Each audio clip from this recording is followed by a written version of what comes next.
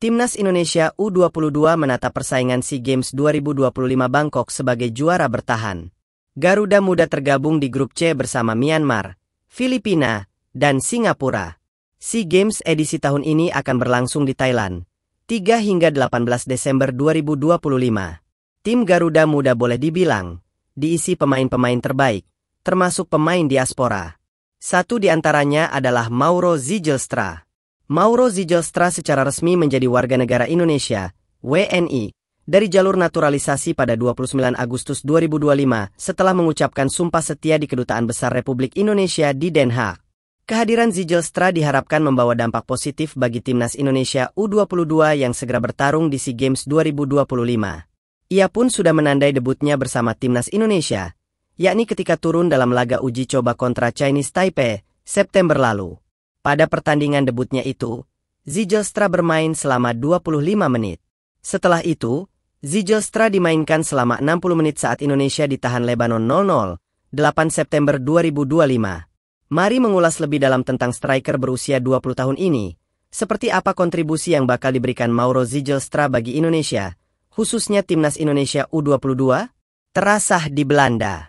Mauro Zijlstra punya garis keturunan berasal dari neneknya yang berasal dari Bandung. Garis semacam ini membuat dia memiliki status eligible untuk memperkuat Timnas Indonesia. Zijlstra lahir di Zaandam, Belanda, dan saat ini berkarier bersama Volendam. Ia telah mengukir debut di tim senior, meski ia juga bermain di kelompok U21. Kiprahnya dimulai bersama akademi milik AZ Alkmaar. Setelah itu, dia pindah ke AFC Youth pada 2019. Di klub tersebut, ia bermain di level U17 hingga U18. Pada Juni 2022, Zijlstra pindah bersama NEC Nijmegen U21 dan kini bermain untuk Volendam U21. Musim lalu menjadi titik awal peningkatan karirnya, sebab ia promosi ke tim senior Volendam dan turut membantu klubnya naik kasta ke Eredivisie. Ia mencatatkan 6 caps di Keuken Kampioen-Divisie atau kasta kedua Belanda musim 2024-25. Pengalaman di level internasional. Usianya memang masih muda, tetapi jam terbangnya di level internasional cukup pantas. Setelah menjalani debut di 2 pertandingan FIFA Matchday September 2025, Mauro Zijlstra ikut diangkut untuk menghadapi putaran keempat kualifikasi Piala Dunia 2026 menghadapi Arab Saudi dan Irak, Oktober lalu. Absen melawan Arab Saudi, ia menjadi starter saat Indonesia bertemu Irak. Zijlstra bermain selama 56 menit sebelum digantikan Ula Romeni. Sepanjang menit bermain, Zijlstra melepaskan 2 kali tembakan dari 12 kali sentuhan bola.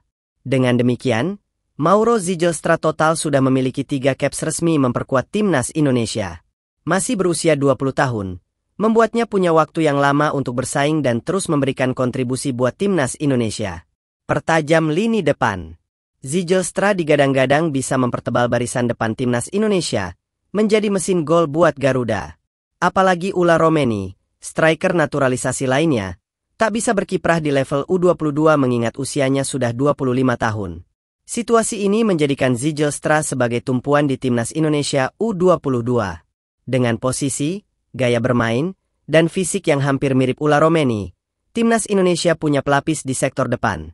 Pelatih Timnas Indonesia saat itu, Patrick Kluivert, mencoba skema dengan Zijlstra turun sebagai starter dan menjadi ujung tombak layaknya Ula Romeni pada putaran keempat kualifikasi Piala Dunia 2026. Penyerang bernama lengkap Mauro Nils Zijlstra ini berdiri di barisan striker tengah, didukung trio gelandang yang memberikan dukungan, yakni Tom Haye, Ricky Kambuaya, dan Eliano Rejders.